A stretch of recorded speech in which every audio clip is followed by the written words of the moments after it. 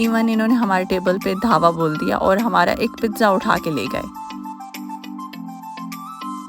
यहाँ पर हमारे स्वीडिश टीचर थे ना, तो वो यही कहते थे कि हमारे घर में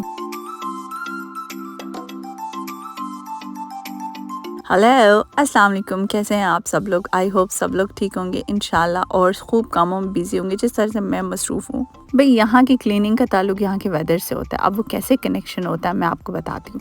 जब अंधेरा होता है ना, तो आधी सफाई तो वैसे ही हो जाती है क्योंकि डस्ट नज़र ही नहीं आती ना, तो फिर करने की कोई ज़रूरत ही नहीं पड़ती, इतना समझ ही नहीं आता। और जब मिस्टर सूरज अपनी आबोताब से चमकते हैं ना, तो फिर तो हर चीज़ ही ज़रा सी भी मैली होती है, ज़रा सी भी डस्ट होती है, बहुत ज़्यादा दिखाई देती है।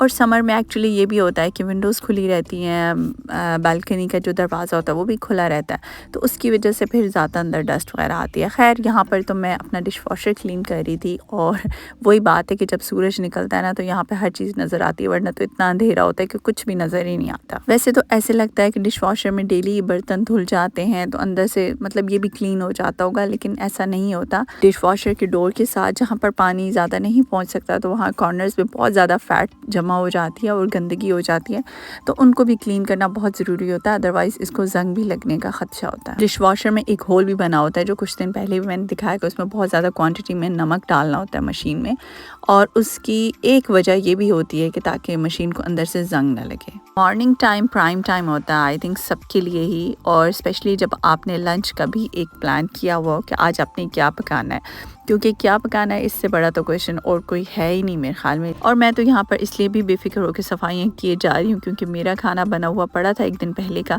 और मैंने सोचा था कि आज वही खाएंगे, लेकिन बड़े ही टाइम के बाद आज मेरा पिज़्ज़ा पे दिल कर गया था। और मेरे साथ प्रॉब्लम यह है कि मुझे यहाँ स्वीडन का अच्छा नहीं लगता, आई मीन माल्मो का यहाँ पर जो स्टाइल है पिज़्ज़ा का वो मुझे अच्छा नहीं लगता। तो बस मैंने सोचा कि मैं आज अपने लिए क्विक और मज़े की बात है कि नॉर्मल आटे से ही पिज़्ज़े की डो तैयार करूँगी। तो बस चिकन वगैरह तैयार करके मैं यहाँ पर ईमान के रूम में आ गई थी, और ईमान के टेबल का जो स्टडी टेबल है उसका पूरा हशर हुआ था, क्योंकि ईमान को शौक होता है क्राफ्टिंग का, और वो डिफरेंट कलर्स वगैरह से कुछ ना कुछ करती ही रहती है, और पता नहीं किस किस किस्म के उसने कलर्स रखे हुए हैं ना, मतलब उसकी कुछ इसी तरह के सारे शौक हैं। और जब मैं ईमान के रूम में आई तो सीरियसली मुझे इतना शदीद किस्म का गुस्सा आया ना ईमान पे, और फिर मैंने उसे कह दिया कि आज कोई भी गैजेट्स आप यूज़ नहीं कर सकती हो जब तक आप अपने ये सारे ड्रॉर्स वगैरह और ये सब कुछ क्लीन नहीं करोगी, क्योंकि मैडम का ऊपर बेड होता है, नीचे स्टडी टेबल है, एक साइड पे वार्डरोब है इसकी, तो ये सारी चीज़ को अपनी प्रॉपर्टी समझ के पता नहीं क्या ना क्या मेस क्रिएट करती रहती है। और क्राफ्टिंग के शौक की वजह से ये कोई चीज़ भी फेंकती नहीं है, जैसे मतलब हर चीज़ इकट्ठी किए रखती है, अच्छा इससे मैं शायद ये बना लूँ, इससे मैं ये कर लूँ, तो इस तरह के इसके शौक हैं। तो आज तो मुझे बहुत सा गुस्सा आया कि आपके इतने सारे ड्रॉर्स हैं और किसी में कोई चीज़ रखने की जगह ही नहीं बची। और सबसे ज़्यादा हंसी तो मुझे इसके पियानो पे आती है। मैं इससे पूछती हूँ कि ईमान कभी किसी को देखा है कि स्टडी टेबल पे किसी का पियानो पड़ा हो, तो ये कहती है मामा मैं क्या करूँ, मैं यहीं पर बैठती हूँ, यही जगह इस्तेमाल करती हूँ, तो पियानो भी मेरे पास ही होना चाहिए। तो इसकी बात भी मुझे बिल्कुल ठीक लगती है, इसीलिए फिर हमने यहीं पे ही रखा हुआ है।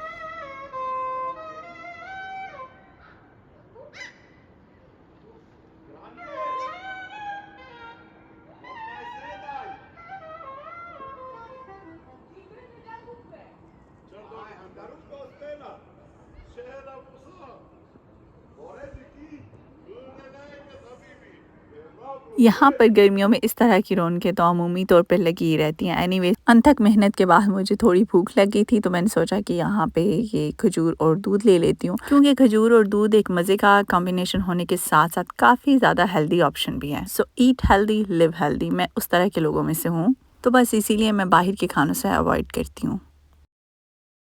ये है हमारा full corn pizza, I mean whole wheat का जो पिज़्ज़ा होता है, नॉर्मल चक्की जो आटा होता है उसका है, और इसकी मैंने डो इसी तरह से प्रिपेयर की है, बिल्कुल भी नहीं पता चलता है कि ये मैदे से बना है या ये आम नॉर्मल चक्की के आटे से बना है। आजकल तो सबको ये अवेयरनेस है कि all purpose flower, I mean जो मैदा होता है वो इतना सेहत के लिए अच्छा नहीं होता, बल्कि बिल्कुल भी अच्छा नहीं होता, डॉक्टर्स उससे मना भी करते हैं आपको। लेकिन ऐसा थोड़ी है कि हम अपने चस्के बंद कर दें, भाई वो तो करने ही करने हैं ना, उसका कोई और हल तलाश कर ले। मैं तो इसे नॉर्मल आटे से बनाती हूँ, और अगर आप भी ट्राई करना चाहें तो मैं डो बनाने का तरीका बता देती हूँ कि मैंने किस तरह से बनाई थी। तो भाई सबसे पहले जो मेन इंग्रेडिएंट है, मतलब जो चक्की का आटा है, उसको मैंने मैदे से रिप्लेस कर लिया था। इसमें आप लेंगे चक्की का आटा, साथ ड्राई ईस्ट मैंने डाला, नीम गर्म दूध का इस्तेमाल किया, थोड़ा सा मक्खन डाला इसके अंदर, और नमक और थोड़ी सी चीनी, जिस तरह की आम क्वांटिटी होती है। तो बस उसी तरह से आपने डो को गूंद के रख देना है, 1 से 2 घंटे का इंतज़ार करना है इसके राइज़ होने तक, और उसके बाद आप इसे नॉर्मली बेल लें। और इसको अच्छा है कि आप फ़ोर्क की मदद से थोड़ा-सा इसे प्रिक कर लें ताकि ये वो उसमें हवा ना भर जाए।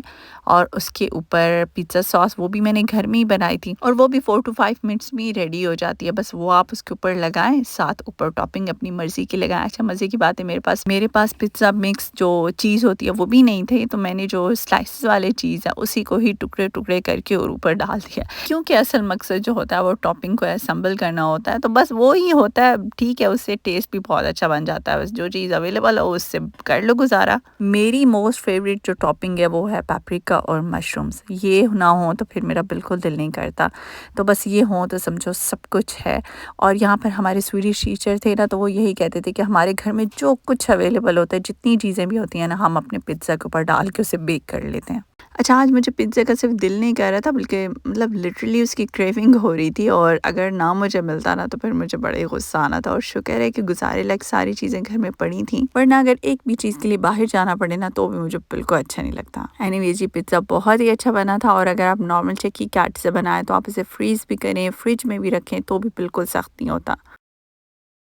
और ये है भई आज यानी कि बुध के दिन का क्लिप, और मैं अभी बना रही हूँ पुलाव, क्योंकि पुलाव हमने लेकर जाना है, तो बस आप लोगों को साथ-साथ दिखाती भी हूँ, बताती भी हूँ। एक्चुअली आज मेरा अपनी दोस्तों के साथ प्लान है, और हम लोगों ने सोचा कि आज हम कहीं बाहर पार्क में बैठ के खाना वगैरह खाएँगे, और इस तरह से बच्चों की भी एक अच्छी आउटिंग हो जाएगी, वो भी सब लोग मिल के खेलेंगे। लेकिन हम लोगों ने ये सोचा कि हम लोग वन डिश प्लान करते हैं, मतलब कुछ मैं बना के ले आती हूँ, कुछ वो लोग बना के ले आएँगी।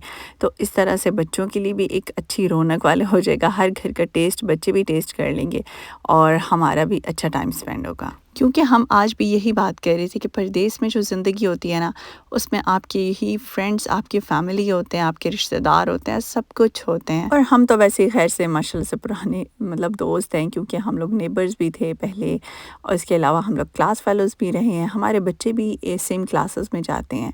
तो इस तरह से काफ़ी ज़्यादा अच्छा हम लोग एक दूसरे को जानते हैं। और फिर परदेस में तो अगर आपको अपने मुल्क का मिल जाए तो क्या ही मज़ा आता है, मतलब पाकिस्तानियों के साथ बैठते हैं तो एंजॉय करते हैं, खूब गपशप लगाते हैं। तो ख़ैर हम भी सहेलियाँ ऐसी ही हैं, हमारी कुछ और भी सहेलियाँ हैं, लेकिन बस मसरूफ़ियत होती है, सब लोग तो एक साथ अवेलेबल नहीं होते। और आजकल मज़े की बात है कि हम सब ने ही पढ़ाई से ब्रेक लिया हुआ है, और हमारा बस ऐसे ही कल अचानक से शाम को प्लान बन गया कि बस अब हम कल मिल रहे हैं। अच्छा, यहाँ पर मैं साथ ये भी बता दूँ कि अगर आप इस पॉइंट पर थोड़ा सा लेमन जूस ऐड करेंगे ना, तो चावल आपस में चिमटते नहीं हैं, बहुत अच्छे खिले-खिले बनते हैं। जी, तो मैं आप लोगों को बता रही थी कि हम लोगों ने आज बाहर प्लान किया हुआ है। यहाँ पर तकरीबन 8 से 9 महीने ठंड रहती है। बहुत ही ज़्यादा ख़राब मौसम रहता है, लेकिन आपको पता है 8-9 महीने सख्त मौसम को बर्दाश्त करना क्यों लोग कर जाते हैं? सिर्फ़ और सिर्फ़ इस समर के सहारे पे, कि जब समर आएगा तो हम ये प्लान करेंगे, जब समर आएगा तो हम उस जगह घूमने जाएँगे।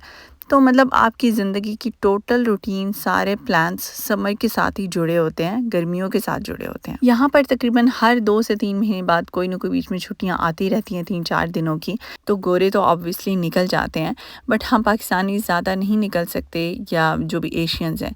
स्पेशली मैं पाकिस्तानीज़ की इसलिए बात कर रही हूँ क्योंकि हमारा अगर पाकिस्तान का ट्रिप होता है, जो हम सबको पता है कि वो कोई छोटा-मोटा ट्रिप नहीं होता, वो हम फैमिली के साथ ट्रैवल करते हैं, तो पूरी फैमिली का एक ट्रैवल करना बहुत मुश्किल हो जाता है। खैर, अभी तो मैं यहाँ पे ये दिखा रही हूँ कि ये कुर्ता मेरा मोस्ट फेवरेट कुर्ता हो गया है भाई, क्योंकि इसकी दोनों तरफ पॉकेट्स हैं, और मैं अपनी जेब में अपनी चाबियाँ और कार्ड्स वगैरह डाल लेती हूँ, तो फिर मुझे गर्मियों में ना जैकेट वगैरह साथ लेने की ज़रूरत नहीं पड़ती, और साथ जबकि मैं बैग पर्सन भी नहीं हूँ। खैर जी, हम यहाँ पर आ गए थे पार्क में, हम सब माएँ पहले पहुँच गई थी, और बच्चे स्कूल से डायरेक्ट वहाँ पर आ गए थे।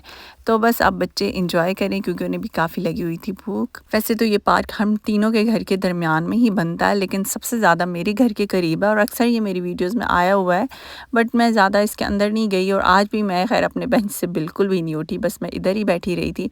और ये जो परिंदे आप देख रहे हैं ना, ये कोई ऐसे वैसे नहीं है भाई, ये पूरे शिकारी और बदमाश किस्म के परिंदे थे। इवन इन्होंने हमारे टेबल पे धावा बोल दिया और हमारा एक पिज़्ज़ा उठा के ले गए। मतलब आप यकीन करेंगे, बिल्कुल नहीं हटते थे साथ से।